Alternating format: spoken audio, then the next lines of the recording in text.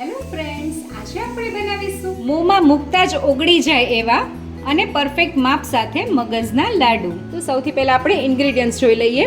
તો એના માટે મેં 2 કપ જેટલા ચણાનો જે કરકરો લોટ આવે એ લીધો છે અને એ તમને બજારમાં ઇઝીલી મળી જશે. અને જો તમને બજારમાં એ લોટ ના મળે તો તમે ચણાની દાળને ઘરમાં મિક્સચરમાં પીસીને બી એનો કરકરો લોટ તૈયાર કરી શકો છો. અને એ વજનમાં જુઓ તો 250 ગ્રામ જેટલો છે. એની સામે મેં 1 કપ જેટલી બુરુ ખાંડ લીધી છે અને એને બી તમે વજનમાં જુઓ તો એ 175 ગ્રામ આસપાસ છે. અને એ તમે ઘરની ખાંડ બી દળીને લઈ શકો છો. અને ઘી બી મેં 150 ગ્રામ એટલે કે 150 ગ્રામ જેટલું લીધું છે.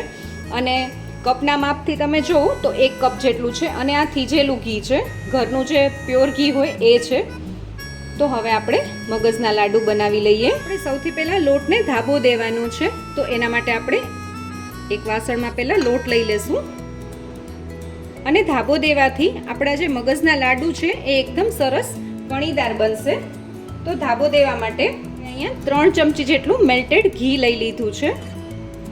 જે ઘરની નોર્મલ ચમચી હોય એ ચમચીથી જ મેં માપીને 3 ચમચી જેટલું લીધું છે.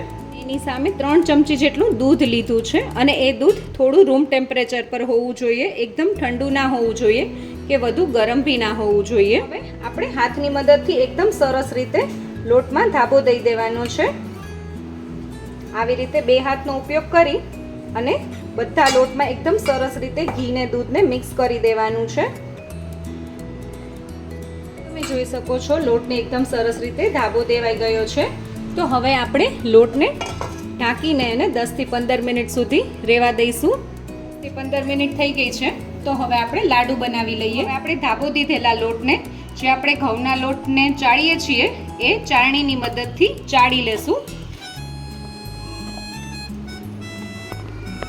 તમે જોઈ શકો છો લોટ એકદમ સરસ રીતે ચડાઈ ગયો છે. તો હવે લાડુ બનાવી લઈએ. તો હવે આપણે પેનમાં ઘી લઈ લેશું. તો ઘી આપણું સરસ ગરમ થઈ ગયું છે. હવે આપણે લોટ એડ કરી દઈએ.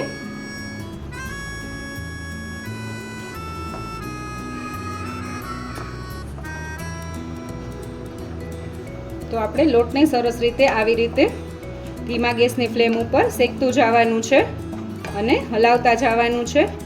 અને લાડુ બનાવવામાં તમારે એ વાતનું ખાસ ધ્યાન રાખવાનું છે કે જાડા તળિયાવાળું જ વાસણનો ઉપયોગ કરવાનો છે. અને અત્યારે તમને લોટમાં થોડું ઘીનું પ્રમાણ ઓછું લાગશે, પણ જેમ જેમ લોટ શેકાતો જશે એમ લોટનો કલર બી ચેન્જ થશે અને ઘી પણ છૂટું થવા માંડશે. તમે જોઈ શકો છો જેમ જેમ લોટ શેકાતો જાય છે એમ એમ એનો થોડો કલર ચેન્જ થતો જાય છે. અને આપણે લોટને ત્યાં સુધી શેકવાનો છે જ્યાં સુધી એમાંથી એકદમ સરસ સ્મેલ ના આવવા માંડે અને લોટનો કલર આછો બદામી રંગનો ના થઈ જાય ત્યાં સુધી. તમે જોઈ શકો છો લોટમાંથી થોડું થોડું ઘી બી છૂટું પડવા માંડ્યું છે. હજી ખાલી 5 મિનિટ થઈ છે ત્યાં જ. અને લોટનો થોડો કલર બી ચેન્જ થઈ ગયો છે. અને તમે જોઈ શકો છો લોટ થોડો હલકો બી થવા માંડ્યો છે. તો તમે જોઈ શકો છો 12 થી 15 મિનિટ જેવો સમય થયો છે. અને આપણા લોટનો એકદમ સરસ લાલાશ પડતો લોટ આપણો સરસ શેકાઈ ગયો છે. અને એમાંથી ઘી બી સરસ છૂટું પડવા માંડ્યું છે. તમે જોઈ શકો છો. તો આ સમયે આપણે ગેસની ફ્લેમ બંધ કરી દઈશું અને આપણા મિક્સચરને એકદમ સરસ રીતે ઠરવા દઈશું. તો 12 થી 15 મિનિટ જેવો સમય થઈ ગયો છે. અને તમે જોઈ શકો છો આપણો સરસ મગજના લાડુનો જે લોટ છે એ સરસ શેકાઈ ગયો છે. તો આ સમયે આપણે ગેસની ફ્લેમ બંધ કરી દઈશું અને આમાં આપણે થોડો ઇલાયચી પાવડર મિક્સ કરી દેવાનો છે. આ સમયે તો આપણે અહીંયા થોડો ઇલાયચી પાવડર મિક્સ કરી દઈશું.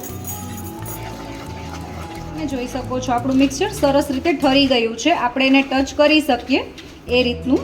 તો હવે આપણે આમાં ખાંડ એડ કરી દઈશું. હવે ખાંડ એડ કરી દઈશું અને હવે સરસ રીતે મિક્સ કરી લેવાનું છે. અને જો તમે ગરમ મિક્સચર હશે લાડુનું અને એમાં ખાંડ એડ કરશો તો ખાંડનું પાણી થઈ જશે અને તમારા લાડુ બાઇન્ડ જ નહીં થાય.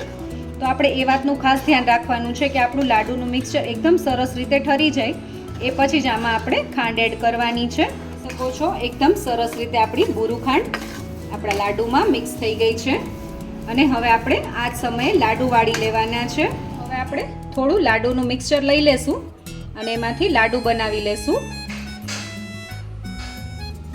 તમારે જે શેપના નાના મોટા જે બનાવવા હોય એ તમે બનાવી શકો છો.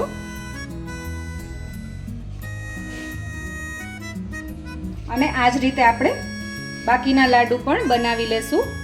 અને જો બાય ચાન્સ એવું થાય કે તમારું મિક્સચર ખાંડ નાખો એ પછી થોડું ઢીલું થઈ જાય, એસરી જતું હોય લાડુ બનાવતી વખતે, તો તમે લાડુના મિક્સચરને 15 થી 20 મિનિટ સુધી એમને બહાર રાખશો તો તમારું મિક્સચર એકદમ સરસ રીતે હાર્ડ થોડુંક થઈ જશે અને પછી તમે એમાંથી આવા સરસ રીતે લાડુ બનાવી શકશો.